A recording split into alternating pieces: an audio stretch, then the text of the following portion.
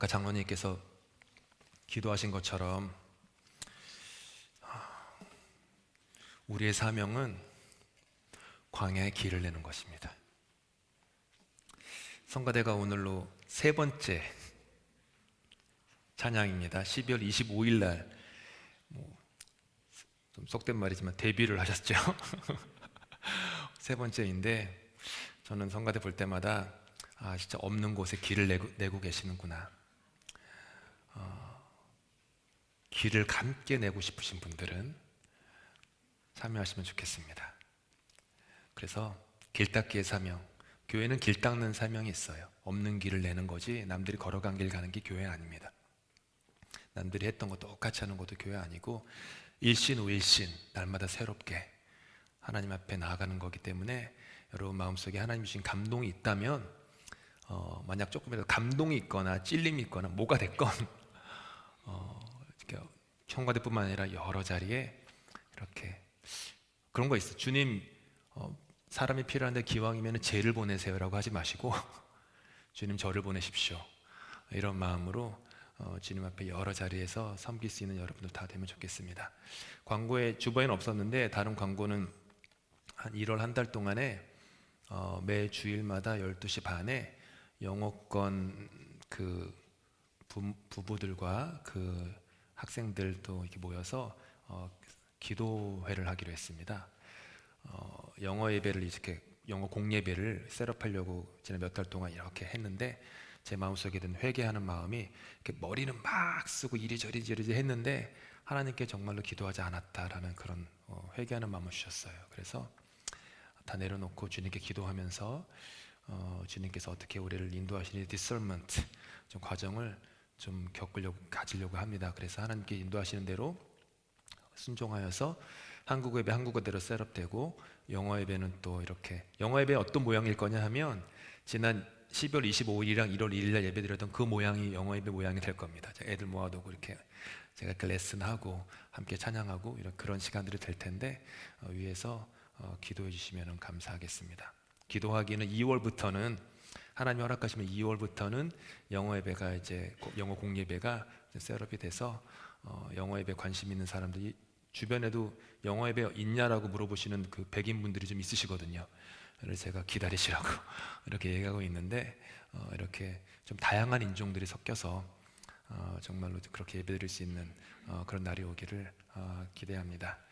함께 오늘 주신 주님 말씀 누가복음 3장 1절부터 2절인데요. 짧은 말씀이기 때문에 1절과 2절 함께 같이 읽겠습니다. 시작. 디베르 황제가 통치한 지 15해 본디오 빌라도가 유대의 총독으로 헤롯이 갈릴리의 분봉왕으로 그 동생 빌립이 이두레와 드라고니 지방의 분봉왕으로 루사니아가 아빌레네의 분봉왕으로 안나스와 가야바가 대제사장으로 있을 때에 하나님의 말씀이 빈들에서 사가랴의 아들 요한에게 임한지라. 아멘. 누가복음 순서 설교 19번째 시간입니다. 오늘은 하나님의 말씀이 빈들에서라는 제목으로 하나님 주신 말씀 나누겠습니다. 교우분들의 가정을 신방하다 보면 간혹 그 마트료시카가 있는 경우가 있습니다. 이게 잘 아시죠? 마트료시카. 마트료시카는 나무로 만든 러시아의 전통 인형인데 그 안에는 조금씩 더 작은 인형이 뭐 대여섯 개 정도 들어 있어요. 저희 집엔 없는데 교우분들 몇 분은 이렇게 있으시더라고요 보니까. 그래서 한꺼번에 넣으신 분도 있고 쫙 펼쳐지신 분도 있고 그러시더라고요. 주님이 주신 오늘의 본문에는요 7명의 이름이 마치 마트료시카처럼 들어있어요. 황제 디베료, 유대 총독 본디오 빌라도, 갈릴리 분봉왕 헤롯, 이두레와 드라고니 분봉왕 빌립, 아빌레네 분봉왕 루사니아, 대제사장 안나스와 가야바, 7명이 등장합니다.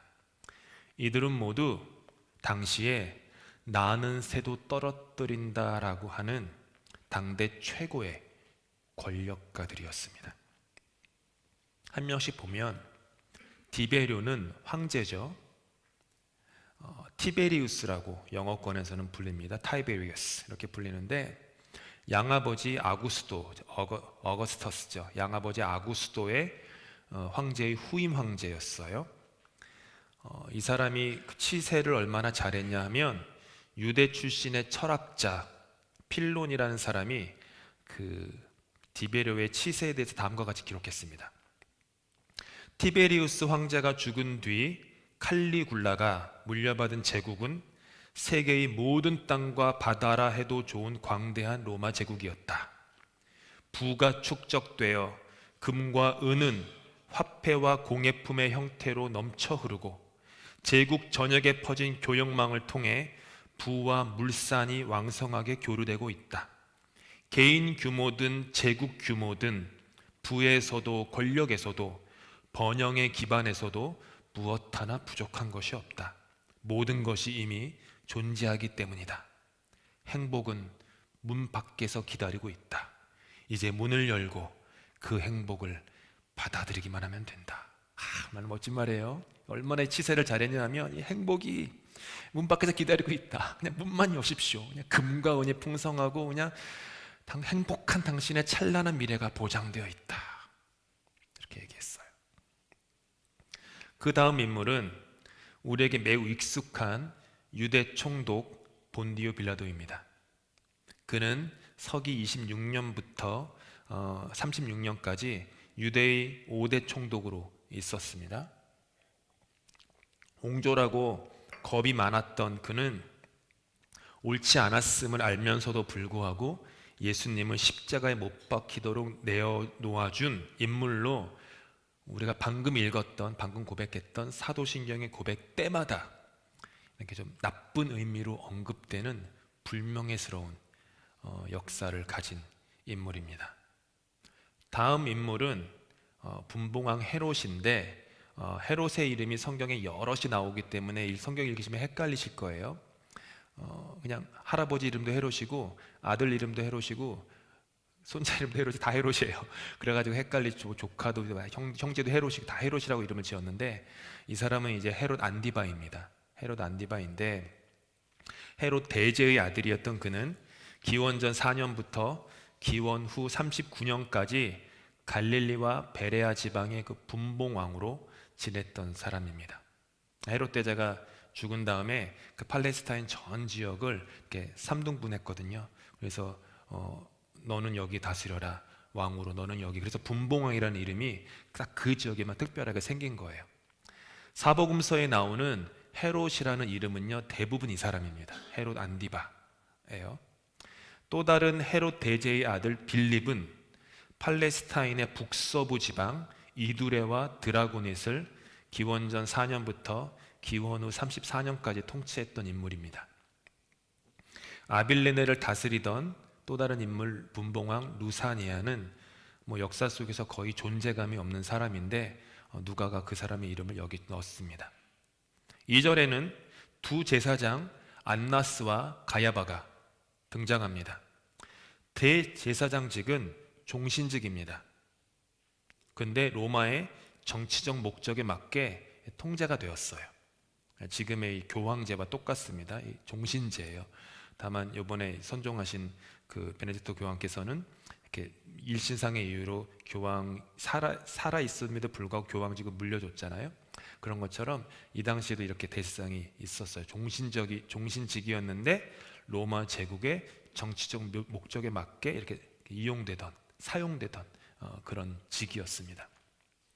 그래서 유대의 산헤드린 공회에는 여전히 유대인들에게 대제사장으로 추앙받는 대제사장이 한 명 있었고 로마에서 임명된 대제사장이 남아있게 되었어요. 그래서 성경을 읽다 보면은 대제사장이라고 하지 않고 대제사장들이라고 사복음서에는 자주 써 있습니다. 왜냐하면 한 명이 아니었기 때문에 사복음서 기자들이 대제사장들 이렇게 얘기했죠. 안나스는 서기 6년에 대제사장으로 임명되었다가 15년에 해임되었습니다. 몇 년 후에 그의 조카이자 사위인 가야바가 대제사장이 되었지만 실질적인 영향력은 안나스가 마치 영화 그 대부의 그 마피아 마피아의 대부처럼 안나스가 실질적인 영향력을 행사하고 있었습니다. 누가는 예수님이 대제사장 가야바와 헤롯 안디바 앞에서 재판을 받고 빌라도가 사형 선고를 내림으로 십자가에 못 박혔다라고 기록하고 있습니다. 오늘 본문에는요, 이처럼 7명의 당대 최고 권력가들이 등장하고 있습니다. 그들의 인생은요, 화려함과 그들 주변에서 콩고물이라도 떨어질까 이렇게 기대하는 수많은 사람들로 가득한 인생이었어요. 필론의 말처럼 행복은 문 밖에서 기다리고 있다. 이제 문을 열고 그 행복을 받아들이기만 하면 된다라는 말처럼 이들의 인생은 행복으로 가득해 보였어요. 미래는 보장되어 있고 보였고 Life is beautiful 이렇게 있었던 거예요. 근데 성경은 완전히 다른 생각을 가지고 있고 그들에 대해서 다른 평가를 내립니다. 가득 찬 인생처럼 보였지만 사실은 텅 비어 있었던 인생이다.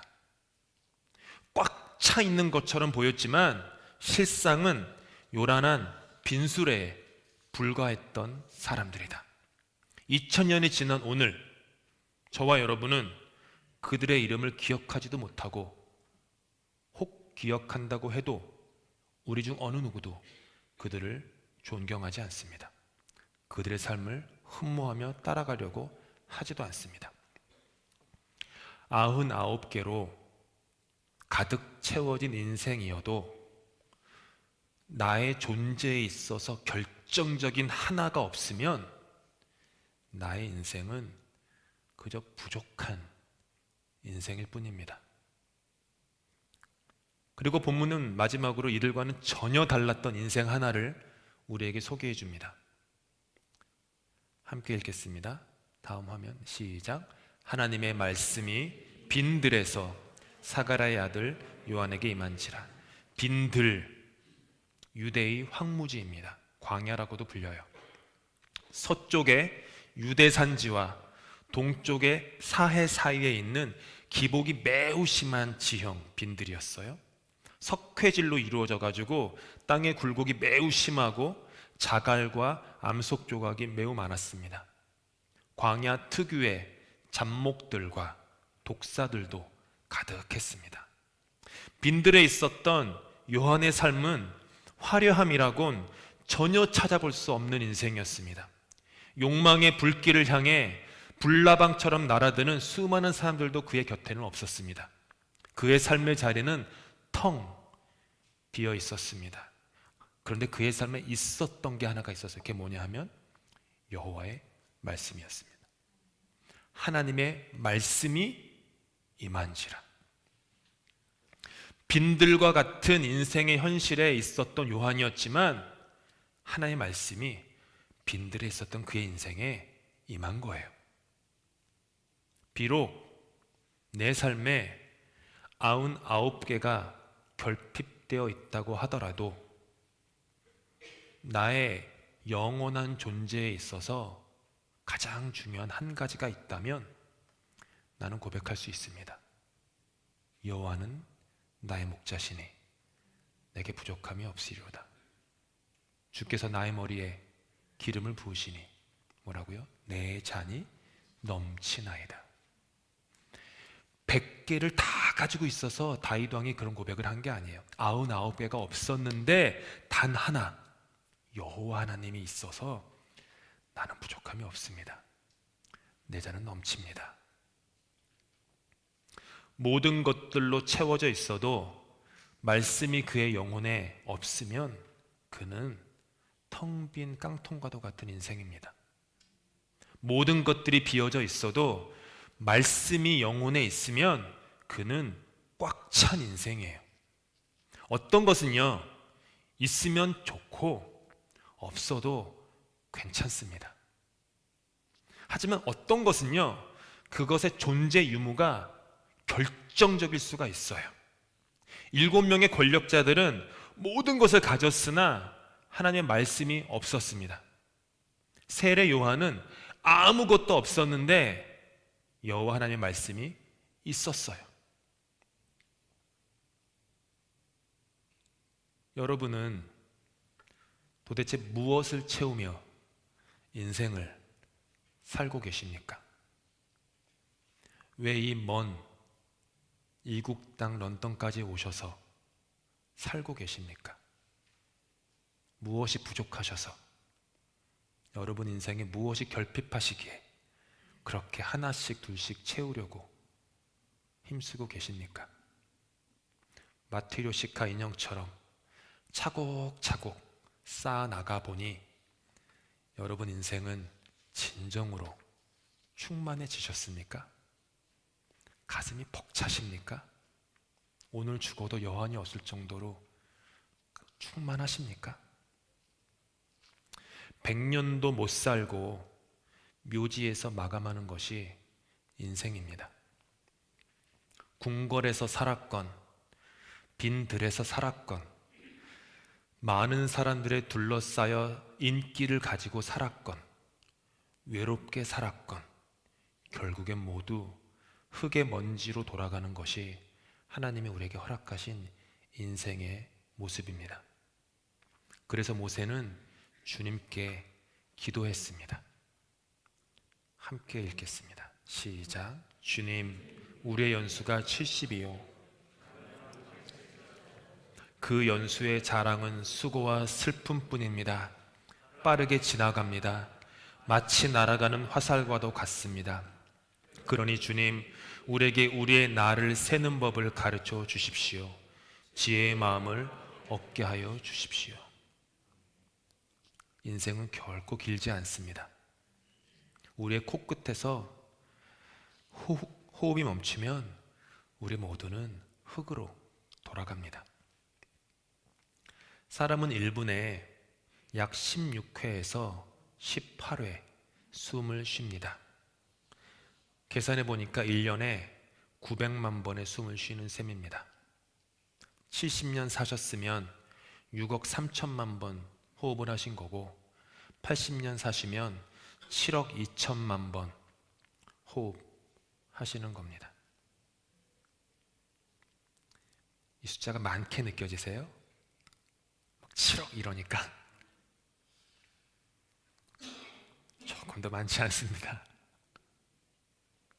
사람은 날 때부터 호흡을 하니까, 이게 다른 말로 하면 사람은 호흡을 하면 할수록 죽어가고 있는 것입니다.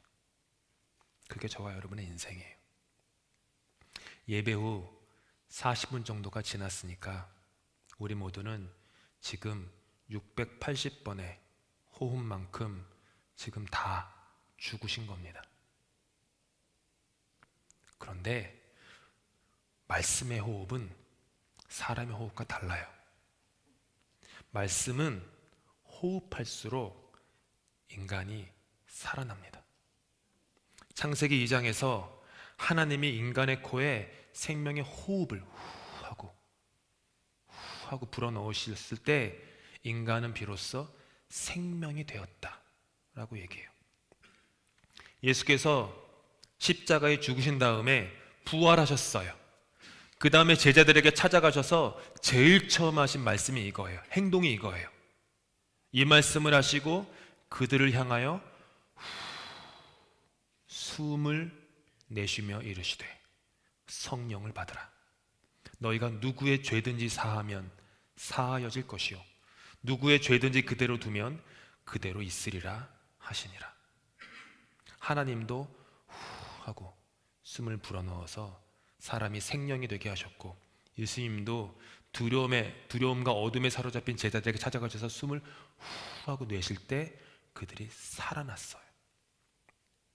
사람의 호흡은 호흡할수록 죽어만 가고 죄로 물들어만 갑니다. 그런데 하나님의 호흡은 호흡할수록 살아나고 용서하고 용서받습니다. 하나님의 호흡은 하나님의 말씀이고 하나님의 성령입니다. 그렇게 하나님의 호흡을 호흡하면 할수록 나는 자유해져요. 행복해져요. 가진 게 없어도 행복해져요. 바울이 고백한 것처럼 나는 부함에 처할 줄도 알고 가난에 처할 줄도 아는 일체의 뭐요? 비결을 배웠다. 그게 하나님의 호흡을 배웠다라는 거예요. 비결을 배웠기 때문에 나는 늘 충만하다. 행복하다. 화살처럼 빠르게 날아가는 인생 가운데 우리의 인생의 화살이 마지막으로 관역에 꽂히는 순간 후회하지 않을 방법은 하나님의 말씀을 호흡하며 사는 것. 그거 외에는 없습니다. 사랑하는 성도 여러분, 교우 여러분, 빈들과 같은 우리의 영혼이에요. 서쪽에는 산지가 있고 동쪽에는 사해 사이에 있는 기복이 심한 곳이 빈들이었어요. 마찬가지로 우리 마음의 한쪽에는 높디 높은 산지와 같은 우리의 자존심이, 또 다른 한쪽에는 모든 것을 자기에게로만 끌어들여서 내 주변의 모든 생명의 숨을 옥죄는 사해와도 같은 우리의 이기심이 우리의 영혼을 죄의 기복이 심한 곳으로 늘상 만들어 버립니다. 석회질로 이루어져 자갈과 암석 조각이 많았던 곳이 빈들이었습니다. 석회질이 뭐예요? 우리 마음에도 석회질처럼 우리를 경직되게 하고 굳은 생각을 갖게 하고 나 자신과 남을, 심지어 내가 사랑하는 사람을 찌르는 날카로운 자갈과 암석 조각으로 수두룩한 게 우리의 마음이에요. 빈들에는 잡목과 독사들이 많았던 곳이었습니다. 많았습니다. 우리의 마음에도 사람을 살리지도 일으키지도 못하는 잡목처럼 헛된 생각들과 독사 같은 쓴뿌리가 그 안에 가득합니다. 우리의 마음은 정말로 빈들이에요. 그래서 빈들과도 같은 우리의 영혼에 여호와 하나님의 말씀이 임하시기를 우리는 간절히 사모합니다. 예수님의 보혈로 쓰신 빨간 생명의 말씀이 우리 잿빛 영혼에 임하시기를 사모합니다. 감으로 메마른 우리의 영혼 위에 말씀의 단비가 내리시기를 사모합니다. 더 이상 나의 호흡이 아닌 말씀의 호흡으로 숨쉬며 살아갈 수 있기를 사모합니다. 빈들의 마른 풀같이 시들은 우리의 영혼이지만 그 위에 하나님의 말씀이 임하시면 빈들은 생명수 가득한 오아시스로 변하는 거예요. 무덤과도 같은 우리의 마음은 녹음 가득한 정원이 되고 메마른 뼈에는 생기가 돋고 길 없는 광야에는 하나님의 대로가 뚫리는 겁니다. 며칠 전에 어머니와 통화를 할 때 어머니로부터 들은 내용, 제가 반쪽만 알았던 또 다른 반쪽의 진실을 어머니로부터 들어가지고 알게 됐는데 그 내용을 설교를 마치면서 나누려고 합니다.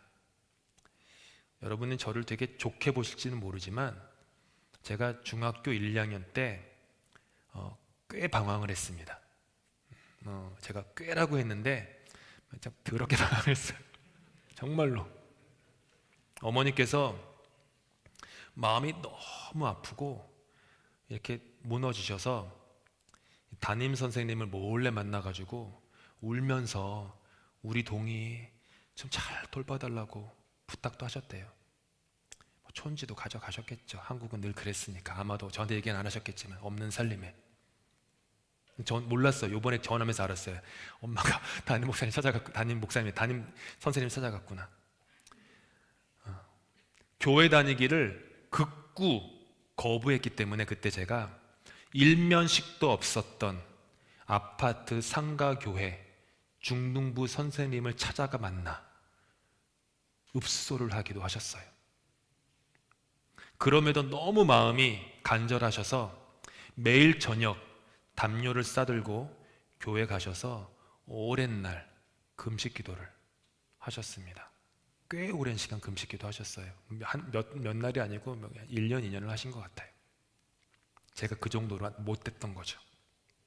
근데 어머니의 기도는 제가 예수님을 인격적으로 만나는 그 순간 전부 다 응답되었습니다. 그 당시 저도 기억나는데 제가 하는 말에 2마디 혹은 3마디마다 아주 험한 욕을 했어요. 저는 욕 안 합니다, 지금은. 그러니까 2마디, 3마디마다 쌍욕도 그런 쌍욕이 없는 욕지거리를 했어요. 늘 그랬어요. 지금도 뚜렷이 기억나는 것은 어느 날 예수님을 인격적으로 만난 후 며칠 후에 성내역 옆에 살았으니까 지금은 성내역이 아니죠. 그 옆에 그 아파트 단지에서 걸어가는데 문득 제 삶의 변화를 깨달은 순간이 있었어요. 뭐냐 하면 내 입에서 욕이 다 사라졌네. 그때 깨달았어요. 중2짜리 그 꼬맹이가 딱 지금도 그 순간이 기억나요. 막 햇살이 따갑게 나를 비추는데 갑자기 내 입에서 욕이 사라졌네. 몰랐어요. 사라졌는지 몰랐어요. 어두웠던 세상이 밝아지고 세상에 대해서 너무너무 냉소적이었거든요. 언제나 냉소적이었어요. 근데 너그러워졌어요. 맨날 오락실에 살았는데 친구들과 함께 사랑을 나누고 베풀 줄 알고 나눌 줄 아는 인생으로 변화됐어요. 여러분, 철부지 어린 소년도 예수님의 말씀과 성령을 만나면 그의 삶이 변화돼요. 아무리 어린 영혼도 예수님을 진정으로 만나면 변화돼요. 빈들처럼 감으로 메마른 우리의 마음에 우리 주 예수님의 피 묻은 생명의 말씀이 풍성히 임하시기를 기도합니다. 그러면 빈들은 푸르름 가득한 정원이 되고 메마른 뼈 같던 여러분의 삶은 생기가 돋아 저와 여러분은 주님의 강한 용서를 일어섰을 것이고 이 광야 같은 이 교회에는 시온의 대로가 뚫릴 것입니다. 빈들 같은 이곳에 주님 말씀 임하고 성령 담비 내리면 이곳은 천국이 됩니다. 아무쪼록 여호와의 말씀이 저와 여러분 모두의 마음에 소복히 내려 더욱 가슴이 벅차시고 소망이 가득해지고 마음은 넓어지고 어둠은 사라져 주현절의 메시지처럼 밝아지시기를 예수님의 이름으로 축복합니다.